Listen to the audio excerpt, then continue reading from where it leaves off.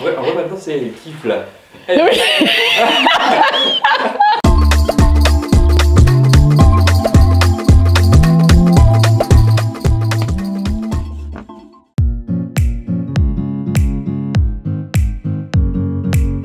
J'ai eu envie de faire cette vidéo parce que j'ai reçu plusieurs mails de votre part pour me poser des questions sur une réaction à avoir, quoi dire en fait à des enfants et surtout des ados qui étaient paniqués, avec des crises d'angoisse ou en fait sombraient dans une espèce de dépression, du vide de sens, on va le voir en fait tout à l'heure, parce que finalement rien ne sert à rien quand en fait on entend des discours autour de la collapsologie. Alors eh bien écoutez, je me suis dit bah voilà, c'est l'occasion d'en parler dans une vidéo. Ça fait longtemps qu'on sait que les histoires, ça aide les enfants à grandir, que y a plein de bons côtés aux histoires, hein. Par exemple, ça permet à l'enfant de développer son empathie, parce qu'ils se mettent à la place des personnages. D'ailleurs, on voit une petite chose en fait que je vous dis en passant, on voit que les enfants ont de moins en moins d'empathie aujourd'hui, ils lisent aussi de moins en moins. On ne développe pas son empathie derrière des écrans, mais bien en fait en lisant des livres, parce qu'on se met à la place du personnage. Quand on lit des histoires aux enfants aussi, ça leur permet en fait de conceptualiser des choses abstraites, hein, surtout quand on raconte des histoires par exemple à haute voix, qui n'a pas forcément le support des images. Ça augmente leur mémoire, ça permet en fait aux enfants de comprendre, de réfléchir sur les grandes angoisses de ce monde, hein, telles que la mort, la guerre, mais aussi la vie, l'amour, le courage, hein. C'est des choses qui sont abordées dans les histoires et qui permettent de dialoguer en fait ensuite avec les enfants. Et puis surtout, moi c'était un moment merveilleux avec mes enfants, c'est un moment merveilleux d'intimité, de partage, où comment dire, on va transmettre à nos enfants aussi certaines de nos valeurs. On peut raconter des histoires toute notre vie. La dernière histoire que j'ai racontée à mon dernier fils, il avait 20 ans, et c'était pour réfléchir autour de la notion de culpabilité. Aujourd'hui, j'ai envie de vous parler d'une histoire très particulière qui est la légende du colibri. Vous n'avez même pas besoin de livres pour la raconter aux enfants. C'est une légende qui parle de responsabilité, d'engagement, d'altruisme, de respect de soi et de l'autre, de persévérance. Elle est très optimiste, hein. C'est une légende que l'on peut raconter pour effectivement répondre à des questions.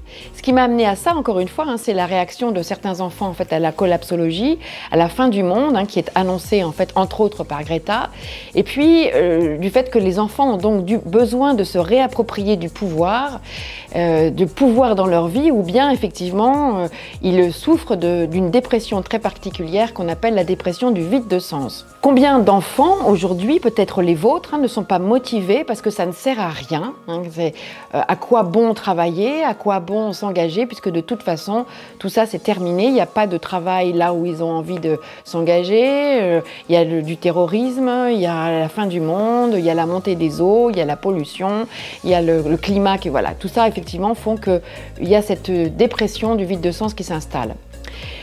À sa façon d'ailleurs, en fait, on pourrait dire que Greta Thunberg, elle a mis, en fait, du sens dans sa vie, paradoxalement, hein, c'est-à-dire en s'engageant en fait là-dedans, en devenant en fait l'icône en fait de la collapsologie. Ben, elle a donné du sens à sa vie, hein, en mettant dans l'impuissance en fait des millions d'enfants, peut-être au passage, mais elle a donné du sens à sa vie.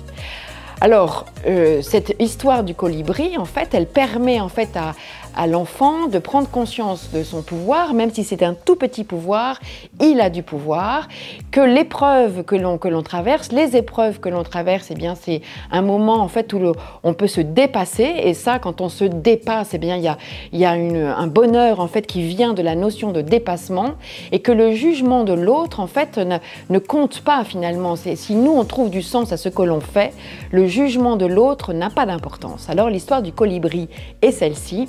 Elle se passe dans la jungle et il y a un énorme feu, la jungle est en feu. Et alors il y a un tout petit oiseau qui s'appelle le colibri qui prend une goutte d'eau dans la rivière et qui va déverser goutte après goutte dans son bec. Vous savez, voilà, il déverse une goutte d'eau dans l'énorme brasier qui est sous lui. Et alors il y a le roi des animaux. Alors selon en fait certains livres ou certains endroits, alors on trouve le tatou ou alors le lion, en fait un gros animal qui vient se moquer du colibri en lui disant mais colibri, mais qu'est-ce que tu fais? C'est ridicule ce que tu es en train de faire. Est-ce que tu vois pas que ta petite goutte d'eau par rapport à ce brasier, tu n'y arriveras jamais? Et le colibri lui dit oui, mais moi j'aurais fait ma part. Et bien voilà. Je vous souhaite en fait de faire votre part, que votre enfant trouve du sens en fait à faire sa part. Et je vous dis au mois prochain pour une nouvelle question des parents. À ciao!